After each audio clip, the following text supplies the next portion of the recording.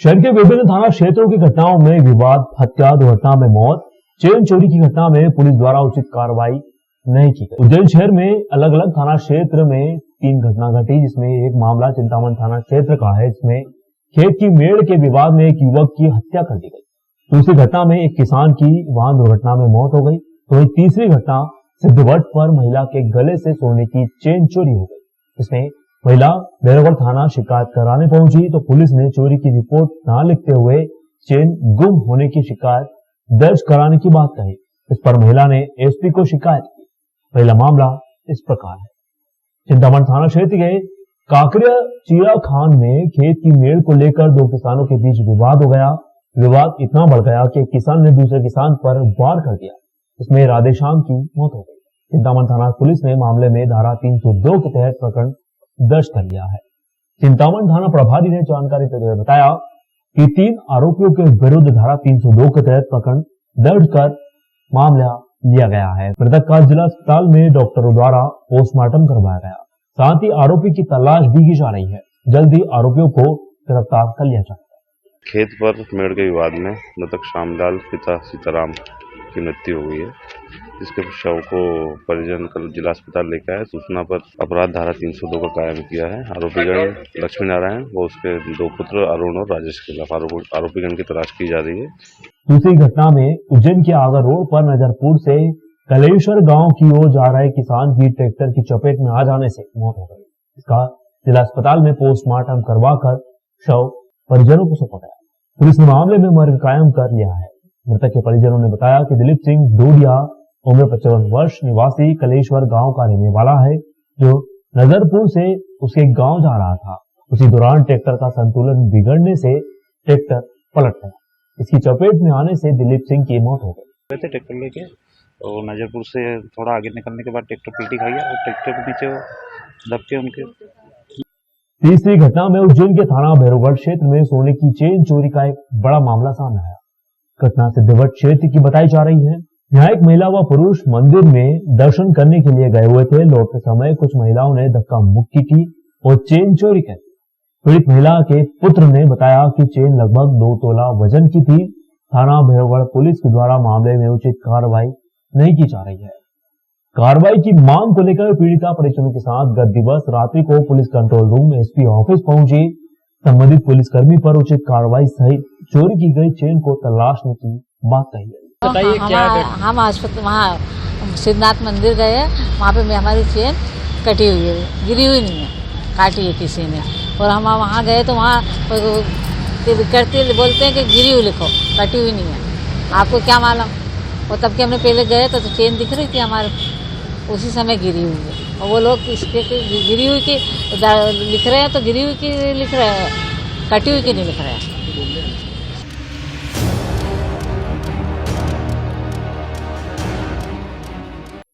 विनोद मिल मजदूरों को supreme court के आदेश अनुसार भुगतान की 5वीं सूची 9 नवंबर को जारी हुई। जिसमें 120 मजदूरों को 2,83,88,074 रुपए का भुगतान किया गया। अधिवक्ता धीरज सिंह पवार के साथ उज्जैन मिल मजदूर संघ के अध्यक्ष ओम प्रकाश सिंह भदौरिया, कोषाध्यक्ष संतोष सिंह सुनहरे, वस्त्र उद्योग श्रमिक संघ के प्रधानमंत्री पंडित हरिशंकर शर्मा ने परिसमापक कार्यालय द्वारा जारी की सूची से अवगत करवाया। साथ ही बताया कि जिन श्रमिकों के आवेदन व श्रमिकों के दस्तावेज जमा किए गए हैं, उनकी जांच प्रक्रिया परिसमापक कार्यालय की जारी हो। ओम प्रकाश भदौरिया ने बताया कि अब तक कुल 817 मजदूरों को भुगतान किया जा चुका है। पहली सूची में 100 मजदूरों को 2.21 करोड़ का भुगतान हुआ। वहीं दूसरी सूची में अगले 100 मजदूरों को 2.22 करोड़ का भुगतान किया गया। तीसरी सूची में 217 मजदूरों को 4.9 करोड़ का, वहीं चौथी सूची में 280 मजदूरों को 6.3 करोड़ रुपए का, पांचवी सूची में 120 मजदूरों को 2.8 करोड़ रुपए का भुगतान किया गया। इसकी सूची उज्जैन मिल मजदूर संघ कार्यालय कोयला फाटक पर चस्पा की गई है। पंडित हरिशंकर शर्मा, संतोष सिंह सुनहरे ने बताया कि अब तक कुल 817 मजदूरों को 18,58,54,458 राशि का भुगतान किया जा चुका है। और भी मजदूरों के भुगतान के लिए लगातार प्रयासरत हैं। श्रमिकों से अनुरोध है कि यूनियन कार्यालय पर आकर सूची देख सकते हैं। शेष श्रमिक शीघ्र अपने दस्तावेज कार्यालय आकर जमा करें, से उन्हें शीघ्र भुगतान किया जा सके। जिन श्रमिकों का लिस्ट में नाम आ चुका है और किसी कारणवश बैंक खाते में पैसा नहीं आया है, वे श्रमिक कोषाध्यक्ष संतोष सुनहरे से उज्जैन मिल मजदूर संघ कार्यालय कोयला फाटक पर आकर संपर्क कर सकते हैं। 5वीं सूची को लेकर श्रमिकों ने मिल मजदूर संघ में मिठाई बांटकर खुशियां मनाई। साथ ही शाल श्रीफल से सभी मजदूरों ने ओम प्रकाश सिंह भदौरिया, पंडित हरिशंकर शर्मा, संतोष सुनहरे का शॉल श्रीफल साफा बांधकर स्वागत सत्कार कर उन्हें सम्मानित किया।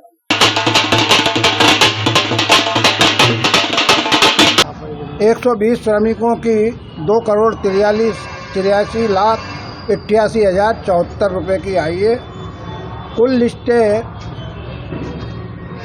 जो 5 आई हैं उनमें 817 श्रमिक और 18,58,54,458 रुपए का भुगतान बैंकों में आ चुका है इन श्रमिकों का।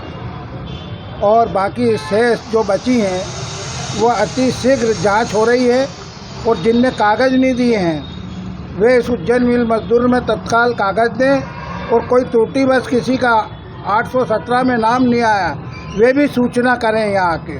लिस्ट हमारे यहाँ अभी लग चुकी है, जिसमें 5वीं लिस्ट में 120 आदमी की लिस्ट आई है, जिसमें उनका 2,83,88,074 रुपये उनका आया है। और अभी तक 5 लिस्टों में हम टोटल 18,54,54,458 रुपये आ चुके हैं। और हमारी संस्था और हमारे साथी लोग लगातार प्रयासरत हैं और जितनी भी जल्दी हो सकेगा सब मजदूर भाइयों का। कितने मजदूर बाकी है अभी 3400 लगभग आदमी बाकी हैं, उनका भी जल्द से जल्द पेमेंट कराएंगे। आपका नाम होता है? मैं कोषाध्यक्ष संतोष सुनहरे, उज्जैन मिल मजदूर। अच्छे रूप में सामने आया है। आज 5वीं लिस्ट जारी हुई है। अभी हमारे कुछ मजदूर भाइयों के जिनमें त्रुटि रह गई थी वो कागज़ वहाँ पर पेश कर दिए गए हैं और शीघ्र ही उनकी गलतियां सुधार करके हम भी निरंतर इंदौर 1-2 दिन में जाते रहते हैं, लिक्विडेटर ऑफिस में जाके सारे पेपर ठीक करते हैं और जल्दी उनकी सूची भी आएगी। इसलिए वो मजदूर साथी यहाँ आकर संपर्क करें और जिनने फार्म नहीं भरे हैं वो भी किसी के भड़काव में न आते हुए, क्योंकि यथार्थ सामने है, निरंतर एक के बाद एक 5वीं सूची आ चुकी है। और जो भी मजदूर बाकी रह गए हैं वो अपने दस्तावेज लेके कागज़ लेकर यहाँ मजदूर संघ कार्यालय में आकर के अपने फार्म भरे, ताकि वो लिक्विडेटर ऑफिस में जमा होकर के शीघ्र उनका भुगतान किया जाए।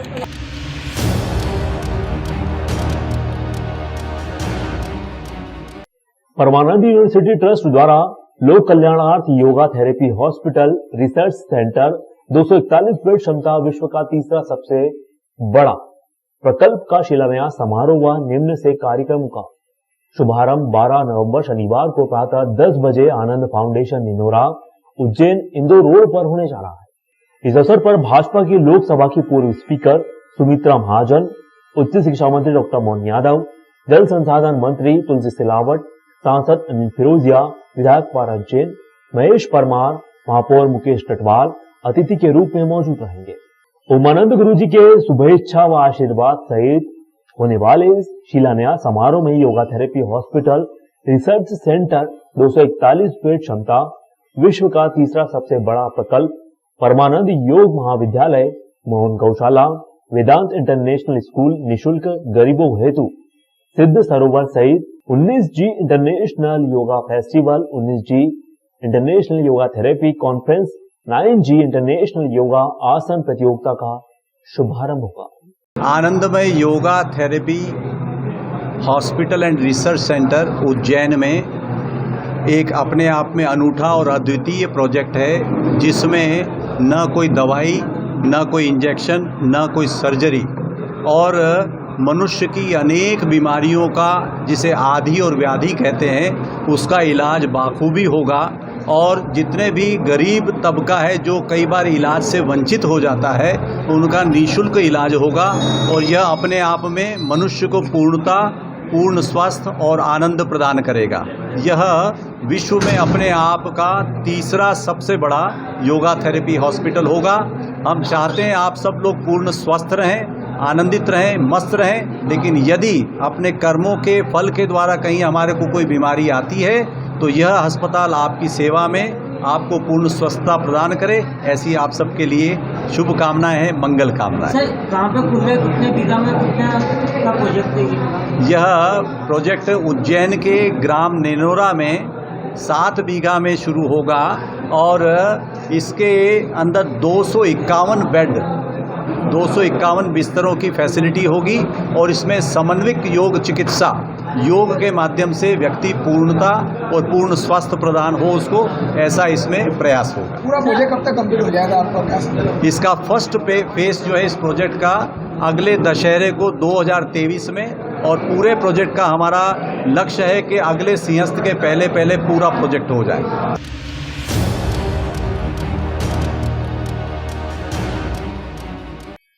महाकाल वन के कुम्हारवाड़ा कार्तिक चौक स्थित प्राचीन दक्षिण मुखी श्री वीर हनुमान जी महाराज के अन्नकूट में भक्तों को पर्यावरण संरक्षण का संदेश दिया गया। मंदिर के पुजारी पंडित नीलेश गुरु ने जानकारी देते हुए बताया कि शाम 6 बजे से रात्रि 10 बजे तक अन्नकूट की झांकी व हनुमान जी महाराज के दिव्य श्रृंगार दर्शन के लिए सैकड़ों भक्त उमड़े। ढोल धमाकों के साथ हुई महाआरती में महामंडलेश्वर संत श्री ज्ञानदास जी महाराज, पार्षद महाराजेश त्रिवेदी, अखिल भारतीय ब्राह्मण समाज के अध्यक्ष पंडित सुरेंद्र चतुर्वेदी, महाकाल मंदिर के पुजारी दिनेश गुरु, शांतिपनी आश्रम के पुजारी पंडित रूपम व्यास, वरिष्ठ समाज सेवी पंडित भगवान शर्मा, गुजरगोड़ ब्राह्मण समाज उर्दूपुरा के अध्यक्ष पंडित विजय शर्मा, पंडित दिनेश रावल आदि मौजूद थे। आरती पुजारी कृष्णा गुरु ने की।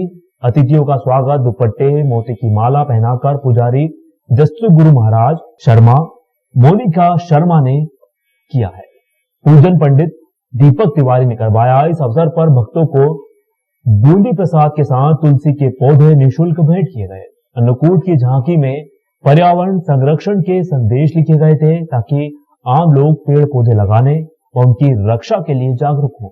इस अवसर पर पंडित अखिलेश चौबे, रितेश त्रिवेदी, वीरेंद्र त्रिवेदी, जितेंद्र शर्मा, विशाल बिरला, अनुराग मोदी, रोहित सिंह, लखन गुप्ता, राजेश व्यास सहित बड़ी संख्या में श्रद्धालुगण मौजूद है।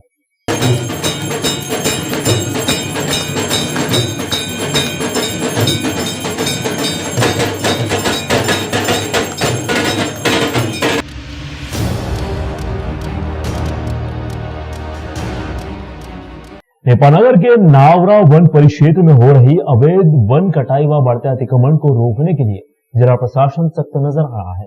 जिला प्रशासन द्वारा अतिक्रमणकारियों के मकान तोड़ने, पुराने पट्टे निरस्त करने की कार्रवाई भी निरंतर जारी है।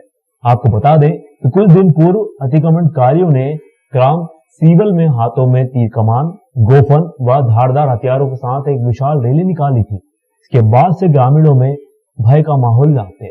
वहीं ग्रामीणों के मन से अतिक्रमणकारियों का भय निकालने के लिए वन विभाग के 150 से अधिक अधिकारी व कर्मचारियों द्वारा मंगलवार को ग्राम सीवल में फ्लैग मार्च निकाला गया। फ्लैग मार्च के दौरान वन कर्मियों द्वारा भारत माता की जय व वंदे मातरम के नारे भी दिखाई।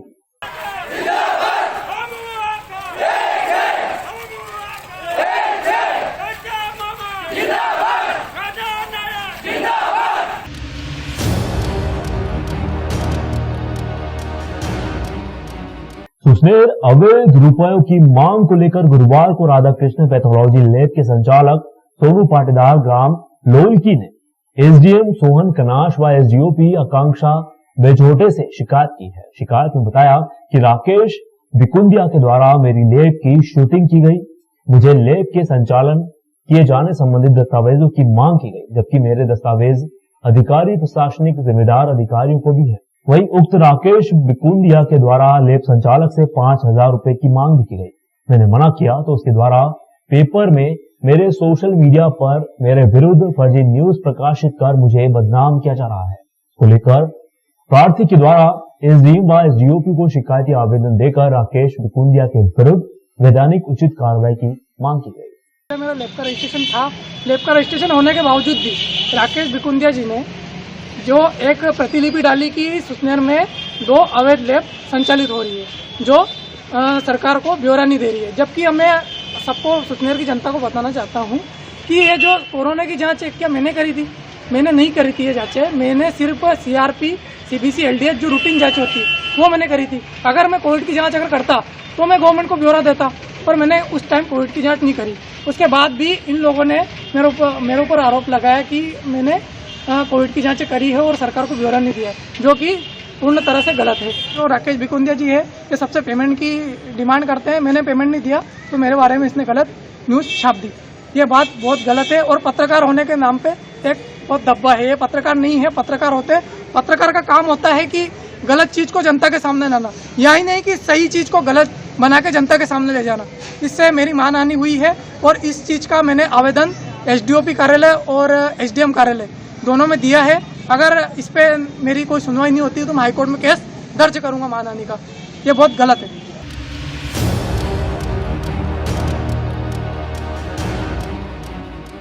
कुसनेल में ग्राम पायली समीप ताखला में लखुंदर, काली सिंध तथा भाटर नदी के त्रिवेणी संगम पर मंगलवार को कार्तिक पूर्णिमा के अवसर पर एक दिवसीय मेले का आयोजन किया गया। मेले में पधारे आसपास क्षेत्र के श्रद्धालुओं ने पहुंचकर तारकेश्वर महादेव के दर्शन कर धर्म लाभ लिया, वहीं मेले का आनंद उठाया।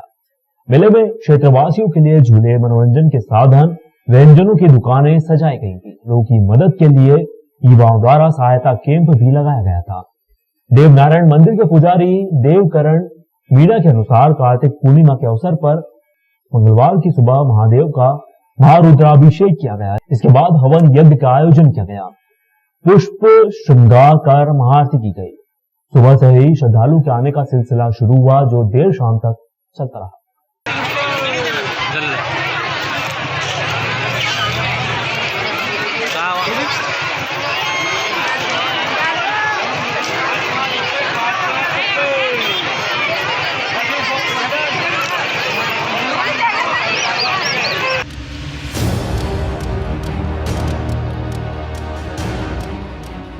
मध्य प्रदेश के शाजापुर जिले के कालापीपा तहसील के ग्राम मोहम्मदपुर मचनाई में अचानक 100 हॉर्स पावर का ट्रांसफार्मर ब्लास्ट हो गया। इसमें से एक बड़ा सा आग का गुब्बारा निकला। इसे देखकर हर कोई हैरान हो गया, क्योंकि यह पहली बार इस तरह का नजारा देखने को मिला। दरअसल मोहम्मदपुर मचनाई गांव में पूर्व में 200 हॉर्स पावर का एक ट्रांसफार्मर लगा हुआ था, जिसे खराब होने के बाद बिजली कंपनी के कर्मचारियों द्वारा बदल दिया गया था।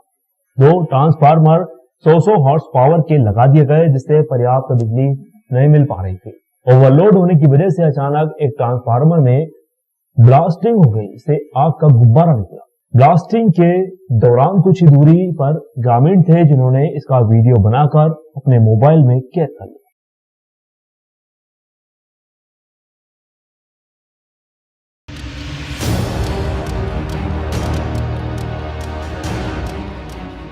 पुलिस को पेट्रोल पंप पर डकैती डालने की योजना बनाते अग्नि अस्त्र शस्त्र से लैस शातिर बदमाशों को गिरफ्तार करने में सफलता हासिल हुई है। बदमाशों से थाना क्षेत्र के करीबन 20 कृषकों के खेतों से चोरी मोटर पंप का करीबन 1 क्विंटल तांबा तार भी बरामद करने में महत्वपूर्ण सफलता प्राप्त हुई। 5 आरोपी क्षेत्र में हो रहे संपत्ति संबंधित अपराधों में संलिप्त होकर लगातार रात्रि में थाना क्षेत्र के विभिन्न ग्रामों में खेतों में पानी देने की मोटर पंप चोरी की वारदातों को अंजाम दे रहे थे, जिससे किसानों को लाखों रुपए की क्षति पहुंच रही थी। गिरफ्तार शुदा आरोपी गण बड़ी वारदात की फिराक में धार रोड स्थित पेट्रोल पंप पर डकैती डालकर लूटपाट करने के उद्देश्य से हथियारों से लैस होकर मान नदी पुलिया के पास एकत्रित हुए, जिन्हें पुलिस के सक्रिय मुखबिर तंत्र के सहायता से अपराध घटित करने से पूर्व ही गिरफ्तार कर लिया गया। आरोपियों से पुलिस ने 2 देसी कट्टे, 2 जिंदा कारतूस, 2 round, 2 motorcycle HF deluxe MP11 ND 3801 एवं एक HF डीलक्स बिना नंबर की, एक बांस का लठ, 2 लोहे की पालियां, एक टॉर्च, मोटर पंप खोलने के औजार आदि घटना में प्रयुक्त सामान जब्त किया गया। आरोपी राहुल, कमल, रोशन, करण एवं नारायण थाना क्षेत्र के निवास होकर आसपास के क्षेत्र में रेकी कर संपत्ति संबंधित वारदातों को अंजाम देने के लिए संगठित रूप से कार्य करते थे। पुलिस के अनुसार इन सभी की गिरफ्तारी से क्षेत्र में संपत्ति संबंधित अपराधों में कमी आएगी। आरोपियों से पूछताछ के उपरांत थाना क्षेत्र के मोटर पंप चोरी के अपराध क्रमांक 1120/22, 1121/22, 1124/22, धारा 457, 380 भादवी में प्रकरण दर्ज किया गया। लगभग 1 क्विंटल से अधिक तांबा तार कीमत 1 लाख रुपए के आसपास, वहीं 2 मोटरसाइकिल कीमत 1,50,000 को जब्त किया गया। आरोपियों को उक्त विभिन्न अपराधों में भी गिरफ्तार किया गया है। अन्य संपत्ति संबंधित अपराधों में भी माननीय न्यायालय से पुलिस रिमांड प्राप्त कर पूछताछ की जाएगी। आरोपी को जानकारी मिलते ही थाना मनावर पर पृथक टीम गठित कर अपने मुखबिर तंत्र को सक्रिय किया गया। मुखबिर तंत्र द्वारा बताया गया कि क्षेत्र में मोटर पंपों से तांबे के तार चोरी करने वाले आरोपियों को मान नदी टाकी पुलिस के पास पेट्रोल पंप लूटने की योजना बनाई जा रही है। उक्त सूचना से वरिष्ठ अधिकारियों को अवगत कराकर पुलिस टीम बनाकर तत्काल घेराबंदी व नाकाबंदी कर आरोपी एक राहुल पिता मनशार राम जाति बलाई उम्र 28 वर्ष निवासी झापड़ी, दूसरा आरोपी कमल पिता किशोर भिलाला उम्र 30 वर्ष निवासी चिकली, तीसरा रोशन पिता संतोष भिलाला उम्र 23 वर्ष निवासी बोरली, चौथा करण पिता भैरू सिंह भिलाला उम्र 29 वर्ष निवासी बोरली, पांचवा नारायण पिता पप्पू चौहान भिलाला उम्र 19 वर्ष निवासी उखलदा को मान नदी टोंकी पुलिस के पास 12 बोर के 2 देसी कट्टे, 2 जिंदा कारतूस, फालिया टार्च, 1 लठ, मोटर पंप खोलने के औजार, 2 हीरो HF डीलक्स मोटरसाइकिल सहित पकड़ा गया। इनके द्वारा क्षेत्र में मोटर पंपों से तांबे के तार चोरी करना स्वीकार किया गया। उक्त सराहनीय कार्य में थाना प्रभारी मनावर कार्यवाहक निरीक्षक नीरज बिरथरे के निर्देशन में उप निरीक्षक राहुल चौहान, नीरज कोचले, अभिषेक जाधव, सह उप निरीक्षक राजेश हाड़ा, निसार मकरानी, प्रधान आरक्षक महेंद्र मावी, आरक्षक ललित, लखन, सौरभ, राघवेंद्र, बाबू सिंह, सुरेश का महत्वपूर्ण योगदान रहा। इसके पालन में हम लोगों ने कल मुखबिर सूचना पर 5 लोगों को पकड़ा है जो कि डकैती के प्रयोजन के लिए एकत्र हुए थे मान नदी के किनारे। मुखबिर सूचना पर इन लोगों को पकड़ा गया जो कि पेट्रोल पंप पर डकैती डालने की तैयारी कर रहे थे। बाद इनसे पूछताछ में हमने 3 अन्य अपराध जो थाने में 457, 380 के पंजीबद्ध थे, जिसमें कई सारे किसानों की मोटर चोरी कर उनसे तांबे का तार निकाला गया था, और वो अपराध भी हमने खुलासा करने में इसमें सफलता पाई है। ऐसे कुल मिलाकर हम लोगों ने इनसे 1 क्विंटल तांबे का तार, ये जब डकैती के प्रयोजन से एकत्र हुए थे तो हथियारबंद थे। इनके पास से 2 देसी कट्टे भी बरामद किए, 2 फालिये बरामद किए, 2 मोटरसाइकिलें भी बरामद की, जिनके संबंध में जांच की जा रही है।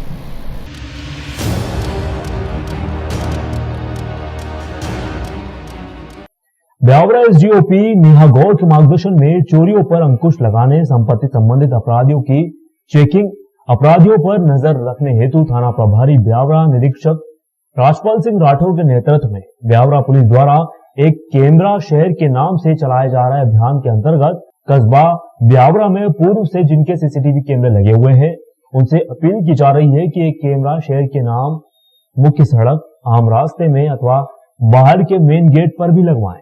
इससे चोरों पर निगाह रखी जा सके। जिन दुकानदारों, व्यापारियों के यहाँ पर प्रतिष्ठानों, बाजारों व सार्वजनिक स्थानों पर कैमरे नहीं लगे हैं, उन्हें भी कैमरे लगाने की समझाइश देकर अपनी दुकान, प्रतिष्ठान सहित शहर को सुरक्षा प्रदान करने हेतु अपील की गई। इसी कड़ी में व्यवसायी ताहिर अली पिता मुस्तफा अली द्वारा बांडी खाली एवं रामलीला मार्ग स्थित दुकान पर सीसीटीवी कैमरे लगाकर एक कैमरा शहर के नाम करते हुए इस अभियान की शुरुआत की गई। पुलिस प्रशासन द्वारा समस्त व्यवसायियों व व्यापारियों से अपील की जा रही है कि वह एक कैमरा सड़क की एवं लगातार शहर की सुरक्षा व्यवस्था में सहयोग प्रदान करें। इसी के परिपालन में हमारे द्वारा अभी एक अभियान जो कि एक कैमरा शहर के नाम भी चालू किया गया है। इसके अंतर्गत सबसे पहले जो हमने लोगों से बात की है, उसमें जो हमारे ताहिर अली हैं, जिनके द्वारा सीसीटीवी कैमरा का काम भी किया जाता है, उन्होंने इसमें पहल की और उन्होंने अपना जो शॉप पे लगा हुआ कैमरा अभी जो उन्होंने लगवाया है उसको उन्होंने रोड की तरफ किया है, जिससे शहर की जो सुरक्षा व्यवस्था है उसमें उनका सहयोग मिल सके।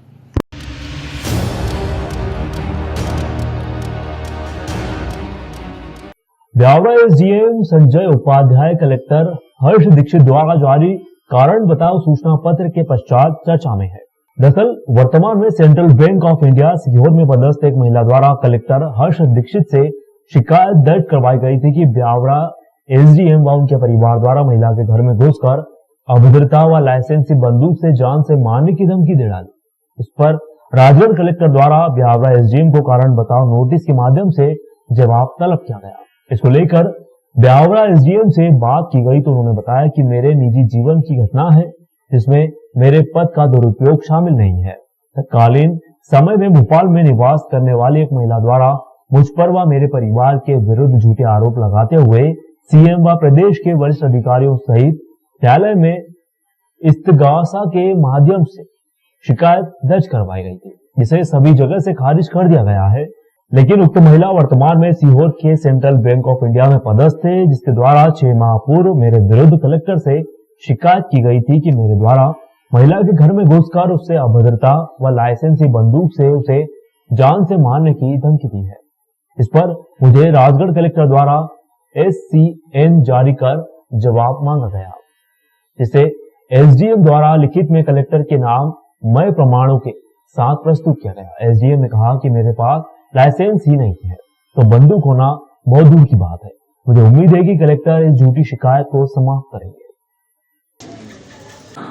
शीतू शेखर नाम की महिला ने, जो कि सेंट्रल बैंक की कर्मचारी है, पहले भोपाल में पदस्थ थी, बाद में सीहोर, उसके द्वारा शिकायत की गई मेरे विरुद्ध कि मैंने अपने फैमिली के साथ, मतलब अपनी वाइफ के साथ, अपने बेटे के साथ उनके घर जाके उनके साथ क्या नाम अभद्रता की है, उनको अपने लाइसेंसी बंदूक से गोली से शूट करने का धमकी दी है और इस प्रकार मैंने एक अपनी शासन की छवि धूमिल की है।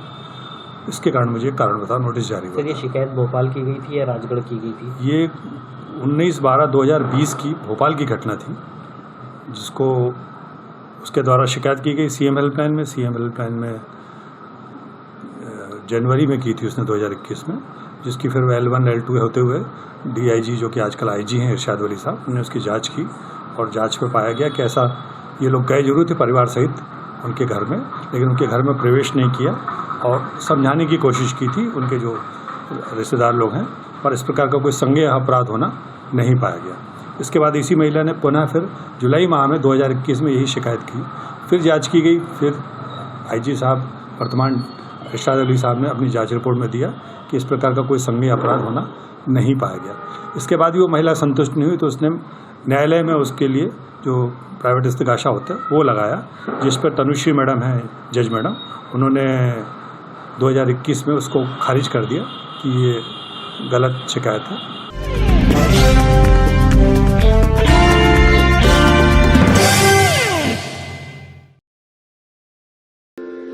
ओम शांति।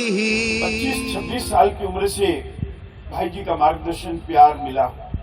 आज जो ये जीवन है भाई जी के बदौलत है और बाबा विनोबा जी की बदौलत है। सबसे पहले हरिजन सेवक संघ की इस पावन तीर्थ भूमि के ध्वज को मैं अपने मस्तक पर लगाता हूं, जहां ये भाई जी का प्रथम श्रद्धांजलि कार्यक्रम हो रहा है। मैं धन्यवाद देता हूं परम श्रद्धेय आदरणीय मेरे भाई प्रहलाद सिंह जी पानिया को, उनकी पूरी टीम को धन्यवाद देता हूं। मुस्लिम सिख ईसाई, हिंदू मुस्लिम सिख ईसाई, जैन पारसी बौद्ध बहाई। भाई जी की आवाज हमेशा हम लोगों के लिए ऊर्जा का केंद्र रहेगी। मत कर माया को अहंकार, मत कर काया को अभिमान, कायागार से काची जैसे ओसरा मोती, झोंका पवन का लग जाएगा, झपका हवा का लग जाएगा, काया धूल हो जासी। ही खराब हालत में मरणासन स्थिति में मां पड़ी थी। ऐसी मां की सेवा करके भगवान महावीर की उस वाणी को सार्थकता सेवाधाम दे रहा है। भगवान महावीर ने कहा है कि जिसने दुखियों को जाना उसने मुझे पहचाना। आज हमारे बीच जैन समाज के गौरव श्री पारस जी कटारिया हमारे साथ उपस्थित हैं। नमो अरिहंताणम, नमो सिद्धाणम, नमो आयरियाणम।